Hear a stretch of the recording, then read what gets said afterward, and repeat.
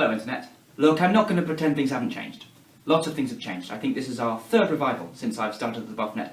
But I learned something recently that interested me a lot, and I thought I might share it with you. Now, one of the changes that I mentioned is that I am now a card-carrying university student studying mathematics and philosophy. Now, I've liked maths since I was yay big, back when if someone said cod 4 it meant they were reading a fishmonger's receipt, when all this was fields, and when we bought our 3.5 gigs of internet from the village internet man and were happy with it, etc, etc. And one of the main reasons that I like maths back then was because it doesn't lie to you. This happens perhaps not so much in art, but definitely in science. You learn about the Rutherford atom and the Locke enzyme model as if it were God's honest truth until GCSEs end, and then teachers turn around and say, sorry, those were basically lies. Learn the Bohr atom model from now on, which, let me tell you, is the most appropriately named atom model I've ever come across. Have no fear, the Bohr model will send you to sleep. God knows what all my fellow physicist friends are learning now, I've literally no idea.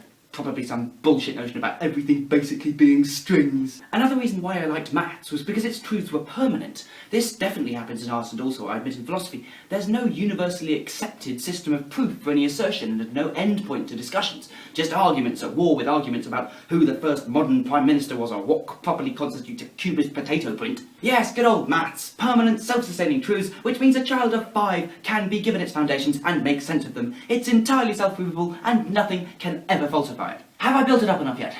Hang on. Yes, in fact, I would say that I chose my entire university course based on the fact that pure maths, the kind of maths that you do alongside philosophy, is completely epistemologically watertight. Nothing can possibly go wrong. Of course, in the first week of my course, I realised that this wasn't true. To do even the most basic arithmetic, you need to make 10 assumptions. What? Now, the reason that these 10 things need to be assumed is because they are absolutely stone-cold, blind, dead obvious. For example, take the axiom for commutativity of addition in real numbers. If you take a thing, and you add another thing, you will always get the same result as if you took the second thing and you added the first thing. You think that's bad? Let me show you the axiom of associativity. If you took these 3 things, added these 2 up, and then added this one, you will always get the same result as if you took these 3 things, added those 2 up, and then added this one. I know what you're thinking. You're thinking those were pretty obvious, but have you got anything even more obvious than that? Well, ladies and gentlemen, I've saved the best till last. I give you the axiomatic law of non-collapse. 0 is never equal to 1. How do you even start to go about proving these? They're too obvious to prove.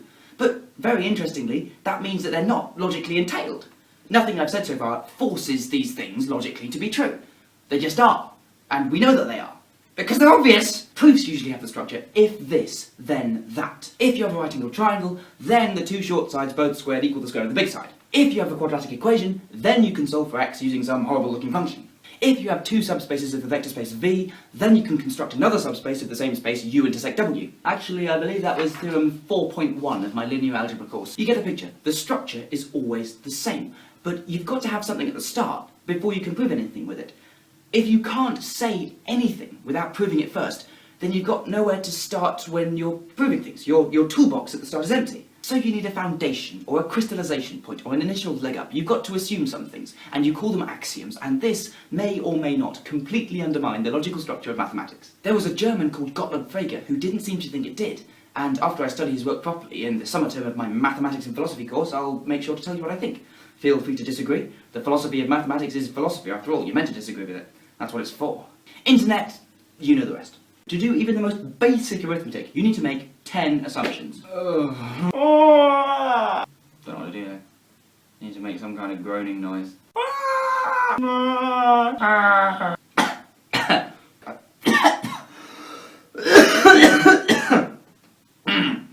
Death by Chewbacca impression.